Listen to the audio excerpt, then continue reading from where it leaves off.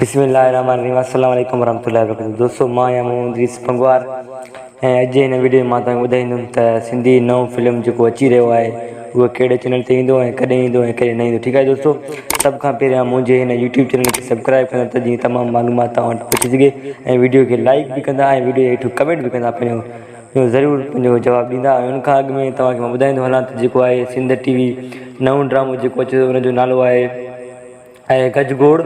गजगोड़ नओं ड्रामो अची रहियो आहे जेको सिंध टीवी ते अची रहियो आहे। ऐं हीउ ड्रामो जेको आहे ईद खां बाद इंशाअल्लाह हले, ईद वारे ॾींहुं हलंदो या ईद जे ॿिए ॾींहं ते हलंदो। ठीकु आहे, हिन ड्रामे जो डायरेक्टर आहे ज़फ़र खोखर ऐं मुमताज़ ख़ासक़ी ड्रामे जा डायरेक्टर आहिनि।